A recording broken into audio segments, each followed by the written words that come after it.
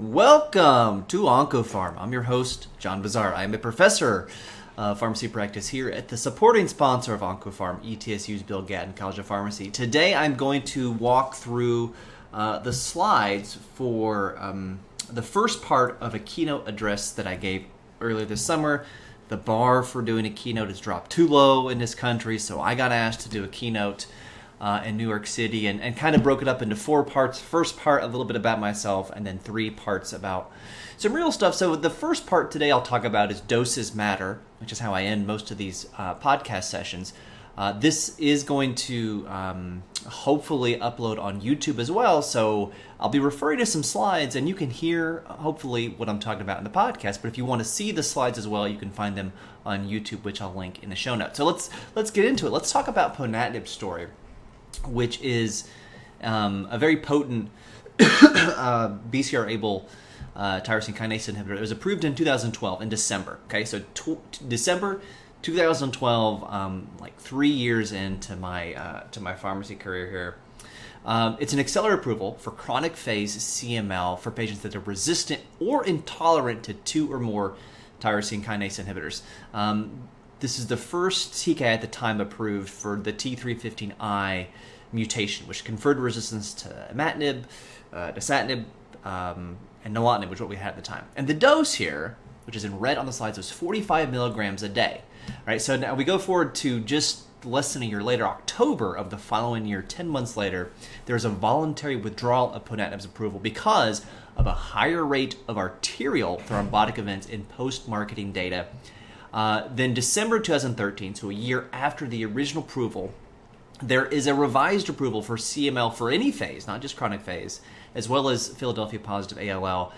But instead of just you were intolerant or resistant to 2 other TKIs, you had to meet these 2 conditions: T359 mutation and no other TKI option. Okay, and there was a warnings precaution updates about the risk of arterial thrombotic events and a REMS program, the risk evaluation mitigation strategy. And in the PI quote, optimal dose not identified. So we're a year into the approval of this. We've already had the drug off the market, back on with a restricted approval with an added REMS program, and then the blatant statement, the admission, we don't know what the best dose is. Let's go forward 3 years from December 2013 to November 16, gets the full regular approval. It's now indicated for newly diagnosed chronic phase CML, not indicated for newly diagnosed chronic phase CML. It's 45 daily, and they consider reducing the dose for patients who achieve a major cytogenetic response. So they have that good major cytogenetic response. Consider reducing the dose. We're still 3, in this case, 4 years into experience with ponatinib on the market, and still saying we're not sure what the actual dose is. Well, if we go to March of this year, 2024, the current approval for chronic phase CML is 45 milligrams, and then decrease the dose to 15 milligrams once you get a major molecular response, the BCR-ABL transcript levels less than 1%. And then for Philly positive ALL, the dose is 30 milligrams down to 15 once you get to a 4 log reduction, BCR-ABL less than 0.1%. So that's the dosing has changed here over a period of more than a decade here for ponatinib. And the reason I point that out, we have so many newly approved drugs, and we have a dose that we use in the label, and again, the dose may change as we get more experience with these agents. So if we go back and look at the ponatinib phase 1 data, remember the phase 1 primary objective is not does the drug work, it's what is the maximum tolerated dose, and this was the objective in this study, the MTD, maximum tolerated dose, as a recommended daily dose, and this is determined based on dose-limiting toxicities in cycle 1, okay? This is how we have studied how to get the right dose, or the dose, for traditional cytotoxic chemotherapy, doxorubicin, cyclophosphamide. What's the biggest dose you can safely handle in one cycle, with the theory being it's going to be some degree of myelosuppression, and then we let you recover after cycle 1 and then go forward with the next cycles. Okay, now that's very different for a tyrosine kinase inhibitor. We're going to take an oral dosage form by mouth every day.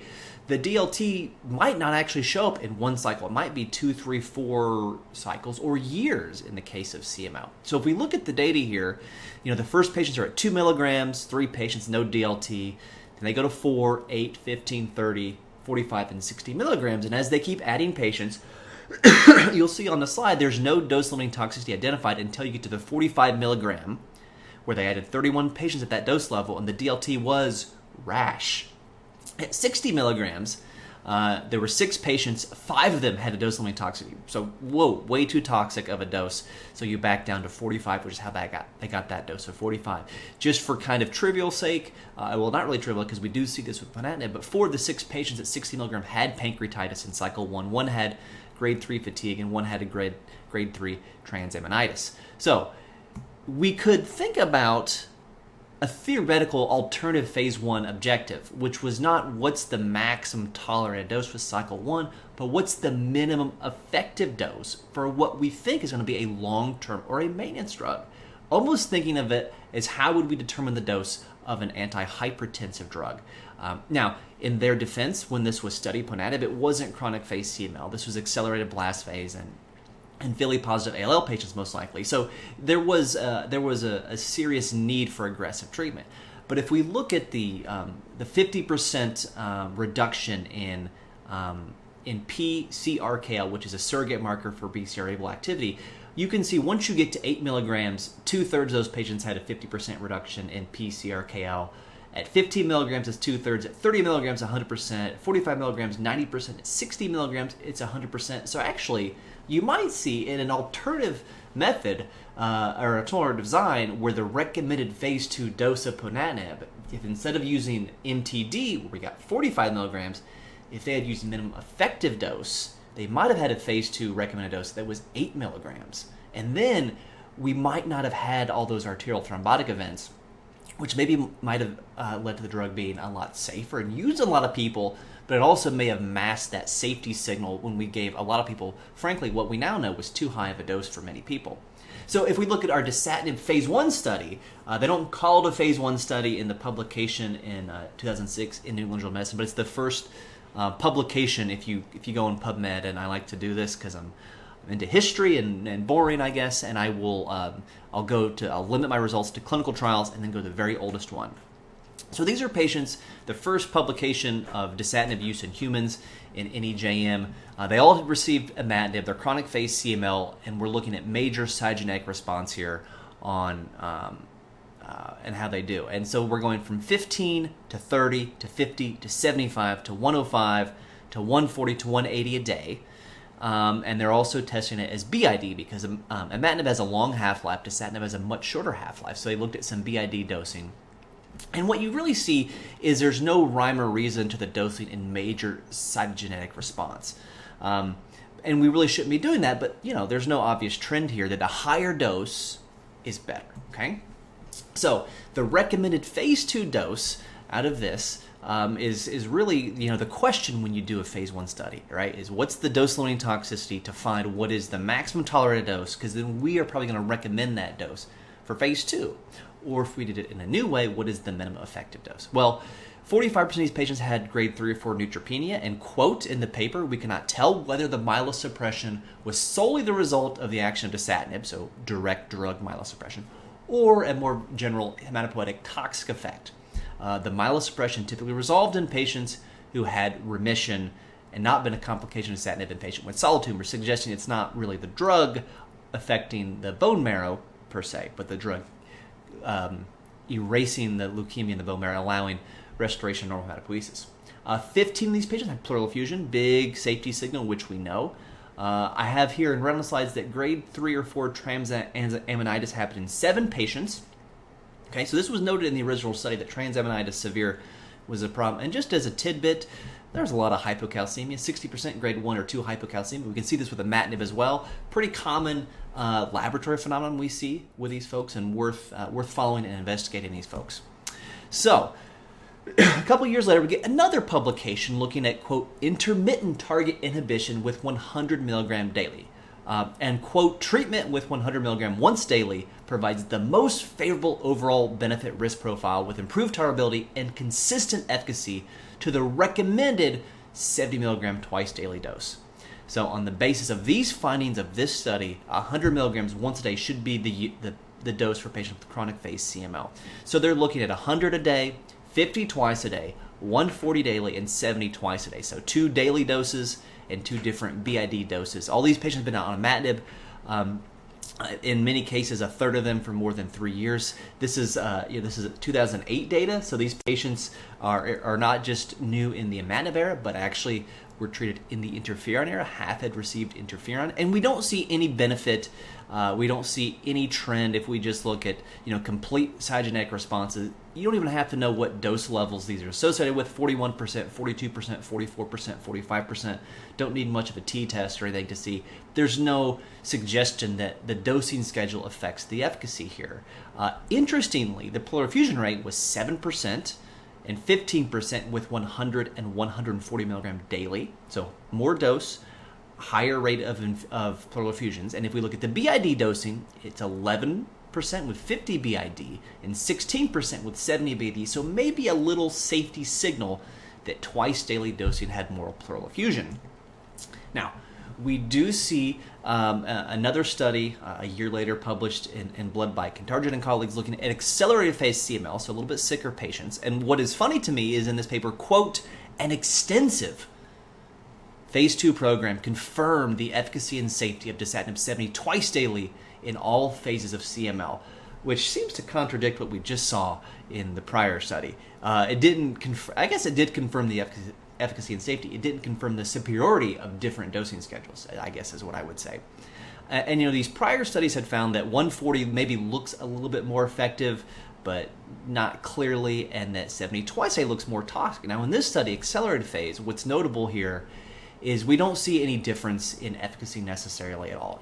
The major cytogenetic response is 39% with 140 daily, 42% with 70 BID, but the rate of pleural effusion was almost twice as high in 70 BID compared to 41, say 20% with 140 daily, and 39% with 140 divided into 2 doses, 70 BID. And since then, we've this kind of slammed the door shut on twice daily dosing of dasatinib, which was a big deal at the time. Because of the dasatinib short half-life, we thought we have to saturate the BCR-ABL ATP binding pocket all day. We have to do that. And this, even though this is accelerated phase, this is chronic CML. It's a chronic condition, so we probably don't need 100% occupancy of that binding pocket forever. And of course now, even more and more data still coming out about treatment-free remission in patients with CML and de-escalating to no drug therapy being an option, which we wouldn't have thought of 20 years ago. So if we look at the dasatinib label today, or at least as of January of 2023, the last time the label was updated, chronic phase CML dosing 100 a day. Okay, but when I was putting these slides together, I noticed the label. The reason it was updated in February of last year wasn't about the dose. It was because there was an addition to the warning precaution section of the label. They had hepatotoxicity as a warning precaution, which had not been in the label prior to February of 2023. But if you go back in those slides, I put it in red. There was a safety signal in the very first study in humans where there were 7 patients out of a couple hundred or so. I don't know the N exactly, but it was probably around 100 or so that had grade 3 or 4 elevated LFT, and they've added to the label now for dasatinib. So this section is mostly about how the dose might change over time as we figure more out about the drug and what the dosing is, but also a nice reminder that our knowledge of the toxicity profile of drugs also changes over time. Again, important to be humble when new drugs come out and not be overconfident and say that we are real strongly confident that we know what dose to use, the drug interaction profile, or what the side effect profile is going to be for these patients. Speaking of, even to further add to this dosing discussion for dasatinib, I've talked about this on the podcast, but there are a couple studies, same data set out of MD Anderson about using 50 milligrams a day. And so the first publication was Ganaricos, and they're like based on findings from the phase 1 trial and anecdotal evidence that lower dose dasatinib ... might be as good. They basically we gave 50 a day to people from the get-go in 83 patients, and after 5 years their MMR was 95%. 5-year OS was 96%, okay? There's no comparison, but you can't do much better than that, right? If you took a test right now and you got 95%, you're not going to say, I should take it again. I really should be getting 100%. You're going to take 95% MMR. You're going to take 96% 5-year OS, okay? You take 96% OS right now just in life in general, okay? With how dangerous some of the drivers are in certain states. Now, these folks in MD Anderson, they took this 50 milligram patient population. They gave 52, and they looked at a propensity score analysis and compared to 150 patients who got 100 milligrams, the label dose. And when they compare the folks getting 50 or 100, there's no differences in the rates of getting a major molecular response at 3 years, no differences in the rates of molecular response to the 4.5 log reduction, no difference in 4-year OS. In fact, numerically, MMR is higher in the 50 milligram dose compared to 100. 4.5 log reduction numerically higher in the 50 milligrams compared to 100 milligram. And overall survival is 97% compared to 96%. So we're not seeing any obvious detriment at starting at 50 milligrams for these folks. Okay. Now the label dose is 100. I'm not saying that you should be doing 100 milligrams on these, or doing 50 milligrams on these folks if you're using dasatinib as your go-to first-line drug for a lot of folks with chronic phase CML. But what that does tell me is if they're not tolerating 100, we don't really need to give them a rah-rah speech to get them on 100, and we have feel better about dose reducing to 50 milligrams if they're having trouble with tolerance. This also becomes a play when we talk about maybe drug-drug interactions, which is going to be related to dosing. So here is what the PI says about nilotinib, another BCR-ABL tyrosine kinase inhibitor. Quote, nilotinib displays pH-dependent aqueous solubility. Co-administration of multiple doses of esomeprazole, a PPI, decreased nilotinib area under the curve or total drug exposure by 34%. So don't use PPIs with nilotinib. So the way they do this study is they give people nilotinib, how much drug gets absorbed. Then they give them PPIs for a while, give them another dose of nilotinib, and they see that the exposure was decreased. Now they just gave them one dose of nilotinib and then another dose a few weeks later after they're on a PPI. Okay, and so for this reason, if you look at, in this case, like Lexi Interact or any micromedics, I'm sure if you look at any of these drug-drug interaction databases, interaction checkers, it's going to flag as a serious interaction and consider therapy change based on this study of basically a single dose of nilotinib compared to a different single dose of nilotinib in the same patient on a PPI versus previously not on a PPI, right? It's pharmacokinetic-based data. It's not clinical real-world data. So we have two studies by the same groups looking at nilotinib in patients with CML and looking at those folks on a PPI or famotidine compared to those on a PPI or not on a PPI or not on an H2 blocker. So essentially two cohorts, one on acid suppressive therapy, either PPI or famotidine, one not on acid suppressive therapy. And if you look at 1 year, whether it's major molecular response or major cytogenetic response, you don't see a difference in efficacy outcomes. Now, this is retrospective data, right? It's not prospective data. I always encourage folks, you should do retrospective data if you can, because it makes you appreciate the flaws in making treatment decisions based on retrospective data. But we have the PK data showing a decrease in exposure by 34% in probably 10 to 20 patients with one dose of nilotinib versus another dose. The retrospective clinical data suggests that maybe that interaction is not clinically relevant, right? So we don't have the perfect data to answer this question. So the easy thing to do, avoid the PPI, avoid the H2 blocker if you can in nilotinib. This is America. We've got a GERD problem. We've got a PPI issue across the states here, okay? Now, so if we put all these pieces together, which was kind of the point of chapter 1 here, first, the dosing evolves here, all right? So imagine you've got a young patient, newly diagnosed CML, they're taking dasatinib, and they're on a PPI, okay? And, it flags. It's a category X interaction because dasatinib exposure is actually decreased by 43% with the PPI compared to not a PPI, okay? Based on similar single-dose studies, okay? We had this scenario recently, and, we did. We stopped the PPI and put on once-a-day H2 blocker, 12 hours before they took their dasatinib to minimize any absorption, okay? Now, so we have the drug interaction. We know decreased absorption can happen one-time dose with dasatinib in patients on a PPI.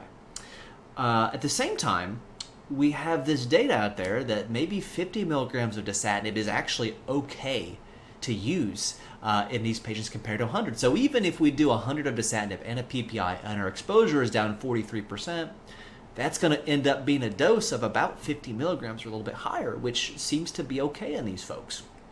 And then we factor in, well, what if someone looked at the same dasatinib data on a PPI versus not on a PPI? Would we see similar outcomes to what we saw with the nilotinib data for folks on acid suppressive therapy and not, where it didn't seem to negatively impact their response? Albeit, what we would really like to look at as a response now in CML is, 5 years later, 10 years later, how many can get off their drug for a duration of multiple years for a treatment-free remission. And this may affect that, okay? So if we put all these pieces together, it's hard for me to say a dasatinib and PPI is a category X interaction that you definitely need to avoid. It's one we would like to avoid, but it's one that, again, when we encounter this, we try to get them off the PPI. Some people, they can't do that. But it's not as black and white as the drug-drug interaction checker would suggest, or the label might say. So that's kind of the point of this, is all of these data you kind of have to consider and try to put the pieces together, because we don't know what the puzzle looks like and what the end result is going to be as far as what is the best dose of dasatinib for chronic phase CML, what is the clinical impact long-term of dasatinib and a PPI. We don't know the answer to that question. We have to use the pieces we have, which is the single dose data referenced in the package insert from a pharmacokinetic absorption standpoint. We have, a similar drug in nilotinib with retrospective studies with acid suppressive therapy suggesting maybe there's not an impact on outcomes. And then we have the emerging data that 50 milligrams of dasatinib might be as good as 100. So all those come together when you evaluate such a drug-drug interaction. And that can only happen when you follow this stuff closely and have some humility when new information comes out. So that's chapter 1 of the keynote. As we go forward, I'll probably roll out chapters 2 and 3 as well.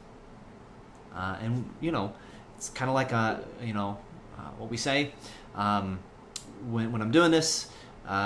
Doses matter, right? Doses matter. So you can follow me on the app formerly known as X at PharmNeatnib. You can follow the podcast on both X, Threads, Instagram, and now YouTube at OncoPharmPod. So until I talk to you again, remember, doses matter.